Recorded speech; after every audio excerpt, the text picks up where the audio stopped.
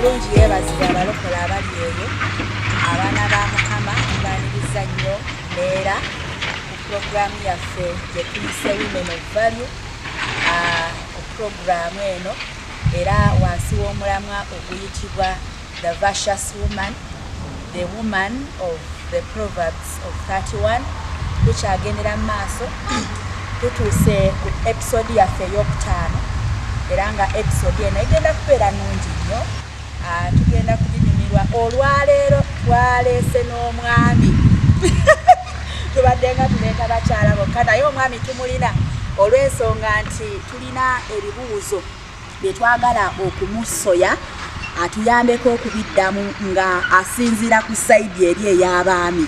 Hallelujah. So we are going to discuss a topic called the fears of marriage. Twagala kumanya lwaki abakyala abali wabweru eyo batya okufumbirwa era lwaki abaami wabweru eyo batya okufumbirwa. Oyinza okwebuuza ate eyo topic ekwataganirawa ku Virtuous Woman.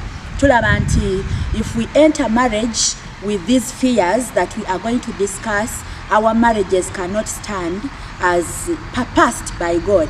Kubanga oyingira n'okutya munda mugwe teweetaaya mufumbo, but you don't enjoy your marriage. So we want to twagala bitema, twagala tubikoleko. We want to deal with those fears so that when we enter marriage we are good to go. Era marriages zaffe zitonyumire. Tubaaniriza nnyo amanya nga bulijjo Nankya Sarah of the Sarah Nankya Ministries. Enjoy. I'm going to ask our guests to introduce themselves. Ababiri be bapya oli ali ku side eri asembayo Sharon twamulina noli bwe twali twogera ku Sharon twali twogera ku single ladies and the world of money. And the world of money. I think you remember her. So I think we can begin from there. Sharon, introduce yourself. Hello viewers, you're just welcome. Sharon Margaret, and enjoy. Hello everybody, my name is Ayebare Joan. I'm happy to be part of this program. Being the only man, I think. The only bull. Yes, it is a privilege to be part of this great team. Hello viewers, my name is Isota Rogers. You are welcome, the only bull in the crowd. We are so happy to have you here. Ndoza tutandike ebitutiisa okufumbirwa bye tuzze okwogerako olwaleero. Kansooke n'omwami mukulu Isota Rogers. Oba amanya gombi tugakozesa oba tukozeseeko limu? Suubira tujja kukozesa limu. Eririwo oba? Andi likola kulumbe nsuubira limu. That's why I asked. Isota. You mean Rogers? Yeah. Rogers. Biki ebisinga okutiisa abaana ab'obulenzi okuwasa? Bw'obadde weeyanjula totubuulidde marital status yo, kati ogenda kubuulira otuweeyo ensonga tutandikira awo ezitiisa abaami abavubuka okuwasa. Neyanziza Sarah. Nga we njogedde, my name is Isota Rogers. I'm married. I'm blessed with 4 children, and I love my wife so much. Okay. Songa ki ezitiisa abaami okuwasa? No nsonga za bulijjo. Ng'eriwa. Si mpya. Of course, tuze tuzoogerako here and there. But of course, I think we need to just emphasize them and try to be open. For abaami, Mukama ya Katonda yatukola okuva luberyeberye nga tulina kuba kings or lions in the jungle. Nti omwami alina kubanga ali ku ntikko ya buli kimu. Ogenda kwesanga nti ekyo kijja with the responsibilities. Yes. So ekisinza okuleetera abavubuka bano obutawasoba okulwawo okuwasa ensonga esookera ddala bangi batya obuvunaanyizibwa nti is a king, he has to provide. Is a king, he has to make sure that the family is okay. The family is very fine, is being catered for in terms of food, in terms of dressing, in terms of including building a house. These are responsibilities. Of course, it's your responsibility. So you realize that this man will sit and think, I'm going to marry Sharon. Where am I going to put Sharon? Question number 1. Yeah. If I have a house, if I'm renting, will I be able to feed her? After 1 year? She's going to produce. Definitely. Yeah. But in that process, will I be able to provide now the so-called family? No, let me wait. I feel I'm not ready. Even when he has some money, he will think this money will not be enough to provide the best, because as a king, you have to provide what is good, the best out of the best. Okay. Another thing, abachala oba abawala. No. But remember, Rogers, I think I love this saying that says, can't start until you start, something like that. No, a journey begins with one step. And now how can you say, I think I'm not ready, so let me wait. When will you be ready? You're not ready until you're ready. When? One pastor was preaching. When will you be ready? Yeah. I think you, given that you're a king, just get into something. No, Sharon, See the peers, take risks. there is a pastor who was preaching and saying that some men are not marrying because they are saying they are preparing, as though they are preparing heaven. They are preparing heaven. They are like Jesus who went to prepare for us places. Okay. So they are preparing heaven for them to enter into it. So Was that pastor a male or a female? male. Kyekyo kyenkugambye nti batukola nga tulina kuba ba kings, lions in the jungle. Kati we feel tulina kuwa kisinga. Wokera ku makya nendaba nga Salon sijja muwa kisinga, nfuna okutya mu mutima nenessa wansi, nendaba nga sisobola, siri ready. You are not ready. Tekiyinza okutwala ekiseera, naye okujjako nga waliyo other factors that have pushed me to get married or to marry. Mpulira nga mba siri ready. Munda munze kiri within. Nemba nina omulimu ogumpa emitwalo 3. Naye nga ndaba Sharon ono we namuteeka ewange. Nja kuba nkozesa definitely responsibility. Lwaki nti jjukira omusajja waavaayo n'agamba nti akuwasa abasinga tuwasa ne tuwasizaamu ne famire zammwe. Kyekyo kyenkugambye king. Maybe that's another fear. Let's hear from Joan. Yes. Let's hear from Joan. Thank you, Sarah. For me, I'll talk about girls. It's one of the reasons why girls fear to get married. Some of them have set standards that are so high. They have expectations that are so high. Someone is expecting the man who is going to marry me. I am expecting the cause of this, why girls are expecting too much from their to-be husbands. Most of them are raised in such a way. Their parents raised them, telling them, "You are my princess." So let me cut you short. With that mentality, am I fearing to marry, or am making the other person to fear me? And you're making the other person fear you. Okay. And even you yourself, you fear to marry. Why? Because you do not want to go into a relationship that will not meet your expectations. And even you don't want to disappoint your parents. Yes. Sure. So one of that is a very big issue.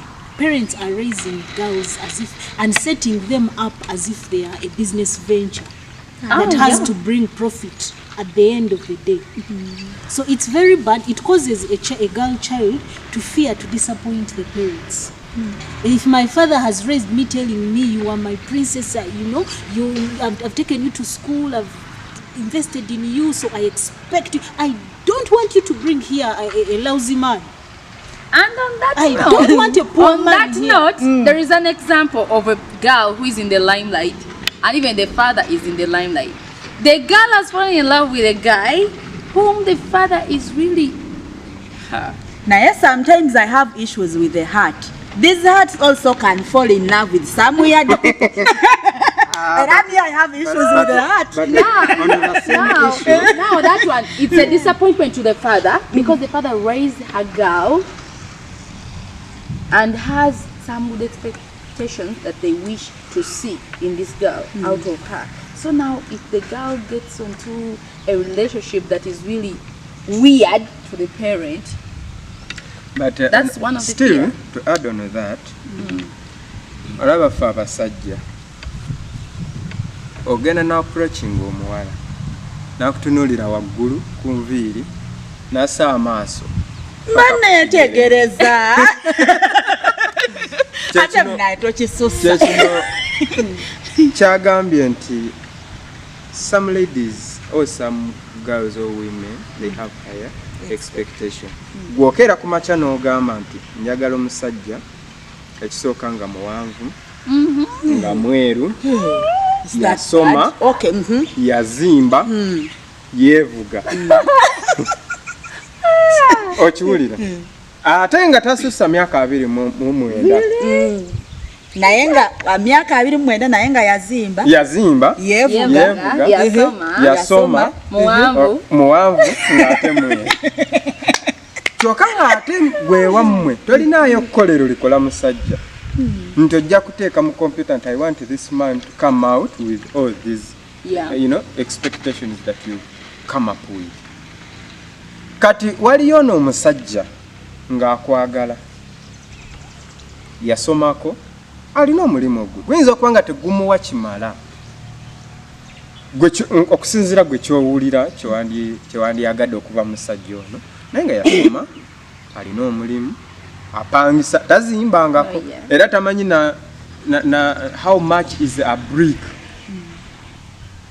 tazimbangako tamanyi na mmotoka naye eza boda amanyi era bagaininga nako okongeddeko abagaininga nako approachinga the best you can do first say it because you have your expectations in your head. The first thing is to look at him from the head neba bako kakuluma yenna yakakukola so that is the first impression you're giving to this man. Negative impression until we are not in the same class. No, your expectations me looking at you, I'm just no, I'm not weighing you how much you I present my manifesto. The first question is, where do you sleep? of course. yes, because where are you gonna Nekugamba put me? nombuuza opangisa Right. nti ye n'osirika n'obuuza okujja wano jidde ku ki nekugamba ku booda noonootinga munange wasomako tinasoma n'okukola nkola okola mulimu ki era wasomako Mama banga ali ku interview. ziri expectation oyagala olabe relating the answers relate, with yeah. your expectation. Okay. At the end of the day, you make a conclusion. This is not the right man for me. Era bangi nnyo abakyala abali ebweru eyo nga bino bibalemesezza okufumbirwa nti decision making is centered on the expectations. We grabbed Joanne's microphone. We are sorry. No, it's very fine. It's fine. You know, these girls, they look for too much. The center, for me, I would think the center of marriage is love and affection. It's the center of it all. But most of the girls miss the point. They miss that point. They miss to know that marriage is all about love and affection. So they think it's all about, it has become materialism. So if you do not work in Bank of Uganda, if you do not have a mansion, if your house has no swimming pool, you know, why? Because of the way of the upbringing. The upbringing has also caused trouble. There are certain, I don't know, if we are to move away from that point of expectations, we're looking at another issue of culture. Maybe before you go to that, waliwo ulideko ko kino nti kyangu nnyo okukwana omuwala ng'oli mu mmotoka. Nkiwulira wano, kiwulira Sharon wali kiwuliddeko. Kingo oli mu taxi. No, you driving. Okay? You driving. Okay. All of a sudden you see Sharon walking. Should I give you a lift? You park. You even not even park. You slow. You yes. Then you're like, hello, young lady. Why are true? Please, can you give me? Then you move out and open She will not even think of who is this one. She will not even ask who are you. Definitely say, with a big smile. She even wants to give you a hug. Okay. Oh, thank you. You get? The moment you move out of your car, you open for her. You are the best man. Regardless of who is the owner of this car. Chechino Joan chayogeddeko expectation kubanga ono kimulimu nti in my mind I'm looking for a man who with is a car. So driving. they start counting on that. Now era bwakera kumacha n'amanya nti the car she saw you with is not yours. It's the end of everything. Expectation. Another point of fear, another fear is culture. Culture how? Yes, culture. Many ladies fear to get married and many men fear to marry because of the dowry. They think the parents of their partner they're gonna ask from them. Okusinziira ku busobozi bwabwe. N'atunulamu is going to take you the girl bagende mu family bamusabe ente 10 ng'asobola 2 naga kakati nze kanjira ninzeeko na waiting until uncertain time gyatamanyi n'abawala nabo ne batunuulira okusinza ku culture yaabwe, culture y'omuwala gy'ava nga especially culture kyegamba norms beliefs zaabwe bamuli asooka Sharon kikubewo okufumbirwa bamuli asooka yes mala gabeerayo n'abeerayo naga nze nedda bwebeeyo culture naye ate nga ye mwami azze ate nga abazimali genuine akwagadde ayagala kutwala naye n'ofuna fee eyo omubuuza which tribe are you?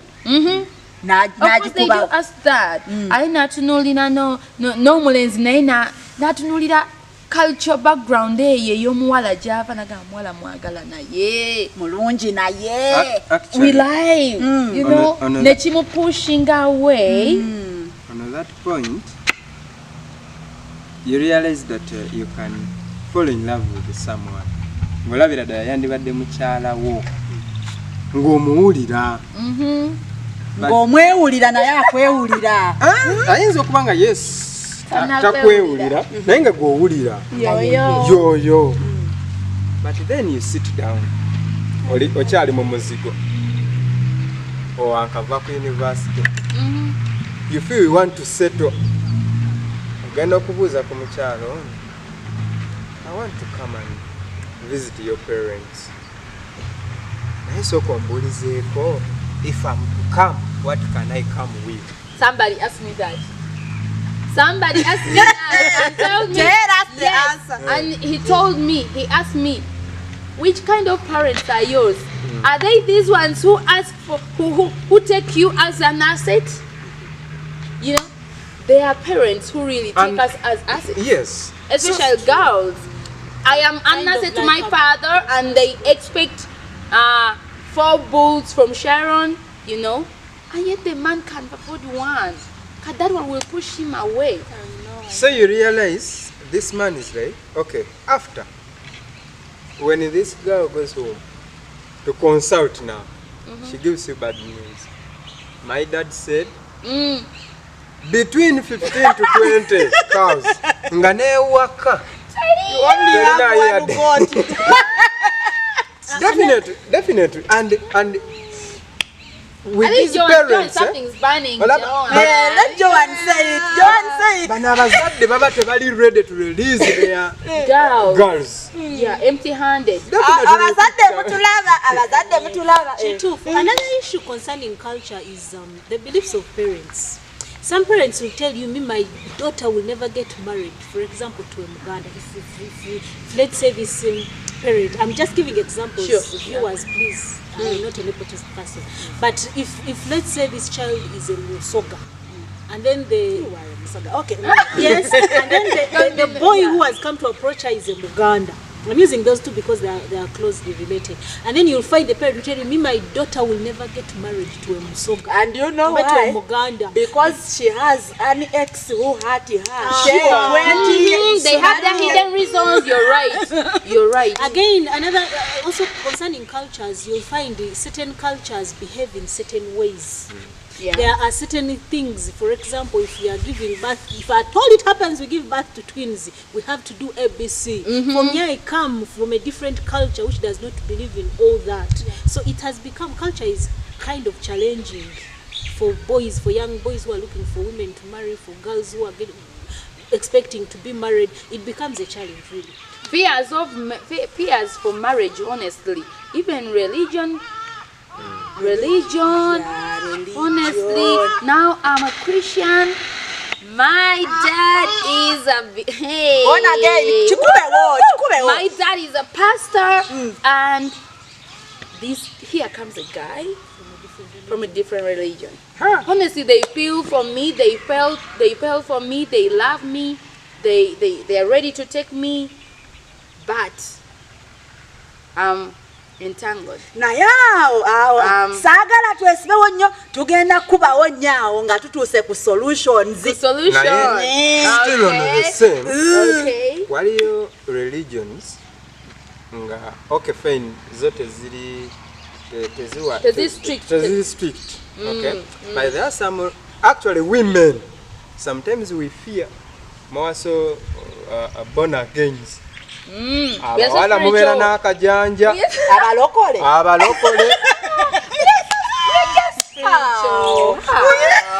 we are just children of God. We just a man has approached you. Kanatandika fire.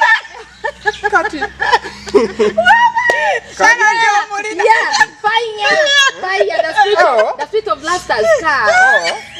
This man, as you've welcomed him, but along the way, he has called you, Oda Bali, Osoka Goba Mizimu, you get? Oh, you pray about it, and your prayers are very long, taking years. Abasumba musonyiwe naye waliwo omusumba eyatwala out our first date. Yeah. The guy carried a Bible. Really? With him. Are you for real? I thought I was dreaming. Kumbe it was reality. Joan, wali ofunye omukwala omulokole n'atuuka n'akugamba until God gives me a vision about you. That's when I'll say yes. Then I'll give you the But don't forget this man. But yeah, sure. Now that's a fear. That's a fear basically so for men. This man ajja gamba Sharon yoyo weenaba ngenzi kitegeeza nina kuba mulokole nnyo okumusinga. Okitegeeza kubanga tujja kuba twebase ku ssaawa azuukuke ku 6 addemu ku 8 ate ng'oyagala morning glory. Yeah, and by the way, that's a fear to men. Tajja kufumba kubanga waliyo kwaya abayankava mu kwaya ate waliyo Bible study ate akyali awo agenze mu overnight. avudde mu overnight waliyo seminar okiraba so bino ebintu abasajja okiraba ne class gye beeteekamu okiraba omulokole class gye yeeteekamu naye etera okuprevent ko omusajja azze otandikamu ku banjiri which is not bad okay but how and where at what stage and the men don't want to be taken to inferior they don't want to feel they don't want to be given that inferiority they want every time nina kuba ndi mulokole ni mukazi mulokole era ate ffenna abali wano tuli baki temutwewunya nnyo naye era tulina ebibuuzo bingi kwekyo naye saagala tuve wano nga tetwogedde ku level of education nga tetwogedde ne ku oyogedde ku level of education mukutandika nayogedde ku basajja nti twatondebwa nga tulina kuba kings mpologoma muki kings ate atudde mu basajja mpologoma so ogenda kwesanga nga ebitabo by'omusajja bitonotono okay naye nga omutima gwo tegulina boundaries ngenda kulaba Sharon she's a graduate nze am a certificate holder nyinza okuba nga katuvuve ku kya ssente tuli ku kusoma abawala bangi mulese nnyo ebitabo mu relationships kati kabi ekimu ekyo kubanga gwe olina degree notandika okutunulira omulenzi ono kuva waggulu paka wansi ne certificate ye nolaba nga teyandisanye kuwasa gwe kubanga talina bitabo banaawulira batya ate mukireese nnyo ebitabo n'abebweru tufumbirwa bawabweru so you realize that this woman is relating papers you know her papers with this guy's papers in a relationship. These are two different things. Totally different. But I'm just thinking of a scenario where me, a woman, I am a degree holder, and the king, you call yourselves kings, Is a high school dropout. And the Bible demands me to be submissive. Won't it be too hard for me, with my degree, with my masters, to bend low to this guy who dropped out from senior 2? Njagala nkubuuza ekibuuzo kino. Ku university bali bakusomesa eyo bachelors yo. Bakugamba nti egenda kukola ne mu bufumbo.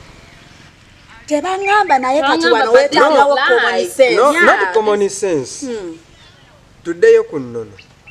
Bible egamba ki? Everyone was given a role and responsibilities. What are your responsibilities according to the Bible? I, a woman, submission. Period.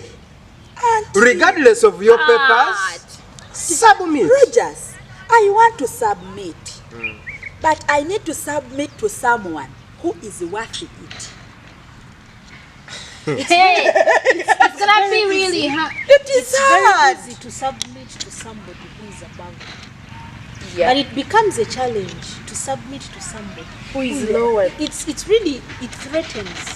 It does. It is actually one of the things, because like magnets attract each other. If we are alike, if we are in the same education status, it makes life easy. The understanding is the same. When we are planning, to be at home. And then looking at this guy, my thinking is somewhere here, and for him is here, and he's quarreling. I want us to agree. You're always in argument. Yes. I want us to agree that papers should not be the major reason as to why you should love this guy or not, or you should get married to this person. Really? At the end of that day, let us not bring papers, academic documents in relationships. Era bangi abalina endowooza bwetu lwaki nti ono kye yayogeddeko higher expectations for you think with your papers you're supposed to be above. Nova ku nnono ya Bible, responsibilities as a woman in a relationship or in a family. kubanga bali batuwa responsibilities zino tewali bitabo ne Adam kisirabawo we yasomera tewali bitabo. So may I request, let us put our papers back in our minds and look at it. Okay, I may put my papers back, but this guy who is looking at me, because he knows I have masters, he will fear me. Yes. So talk to them. Talk to them. Yes. Men. The kings. The kings. Naye nze ndowooza nti still omukyala abeere mukyala n'oba olina masters n'oba olina masters omusajja waaba azze open the gates receive him. Kati olaba waliwo engeri aba masters bwe tweyisa tweganga just olw'okuba nti tulina engeri gye tusomya ebintu byaffe tulina ebintu bye tutakyayogera tulina engeri gye twogeramu nga si kweraga bwerazi naye nga ekyo kijja tuleeta ekyo kijja tuleeta otegeera otya omwami azze omusajja azze studying this person no fitting in his lifestyle oba naye na fitting in your lifestyle kiri out of papers osanga oli nga teyasoma naye nga waliyo byatakola okay na ekyo kijja kugira tekiri ku bitabo. Another issue that really makes both girls and boys to fear getting into marriage is money. Money. Poverty. It's a two-way thing. You'll find this boy doesn't have money, and the girl that he's looking at is wealthy. The girl is driving, she sleeps in an apartment, you know, she goes shopping in these the biggest malls, you know, osanga ya musanze ne ku mall oko. No, so now this boy Bambi, when he looks at himself, he really fears. It's like it's even threatening. Not to know the motoka javuga. No gamba nze mutandikirewa as a man. And then also sometimes the girls, because they have that money, I will still insist, because the girl has money, she will fear to let this boy in who is poor. Ati okumukkiriza lwaki alabira ddala nga tafitinga mu sako ye. Sako. Because her friends are the rich ones, the happening ones. Kati this boy does not fit in. Ekyo ne kimutiisa ne bw'aba mwagadde yesanga atidde. Atya n'okumukkiriza lwaki kubanga alabira ddala agenda muswaza ne we tutuuka ewaka osanga nga ye mutwale ntya muyiseewa ngambe ntya ddadi nti ono gwe ngenda ofumbirwa talina wadde nakapiki you get n'atwala ki ewaffe agenda kuleeta actually sente ezo tuzigatte ku even where we come from osanga eri family nga yakola oyagaddeyo omuwala naye nga tosobola na kuba penetratinga. You can't penetrate through to beat. Okay. Bebe ne abaganda era bibagamba nti omuko omwavu yasenku so batumaleta yaniriza abagenzi. So agenda kwesanga and by the way these ladies are also looking for men. Regardless of the financial status. Yes. But men are fearing. Why are they fearing and yet they are the kings? Gwamanje kitegeeza okuba nga otambulira ku boda nga gogenda ko Range Rover. Kati tukoze tutya? Tukoze tutya? Nze ngamba abaami bafune boldness okulumba omukyala.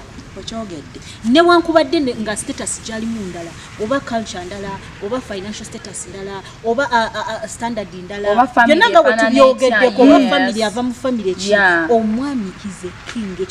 I will support him. I will accept. I do support him. And the king is fearless. Lion is fearless. Of course. Do we have... So our boys need to get that. Chimujemu amanye nti ndi kabaka ndi mpologoma so olumba kintu kyonna you don't fear whether you're neglected it's okay naye lumba sigwaso kubanga ogenda okwesanga nga abawala bano wadde bagagga naye nga ate munna yali desperate anoonya amuwasa tamulaba kati ogenda okusanga nga gwe approaches ebikwanguyira ate naye sister Sarah n'ekirala you ladies are too demanding. What do you mean? But we are meant to be given. No, yes. no, And you give us. mususa. We demand you because you're meant to give us. Yankako approaching first day, second day, otandika okusaba n'ebiteetaagisa. Omusaba za nviiri nga talina na za rent. Omusajja tituli mu 29 anoonya rent. Landlord agenda konkona kwa 3 mulumu. Gw'ogenda okukomawo kwa 3.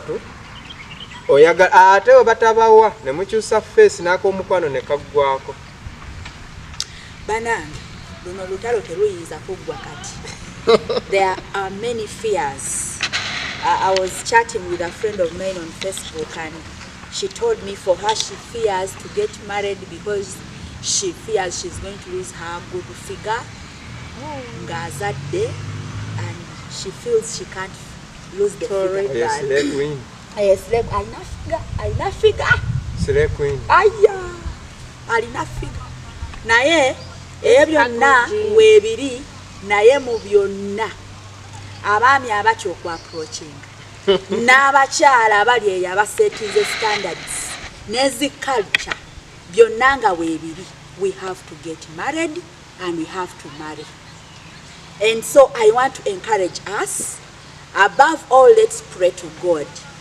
If there is someone that you love, you're interested in, and you feel you are scared, you have all these fears, this person is land, I'm not land, my pocket is lacking, she has a big pocket, wallet, pray to God.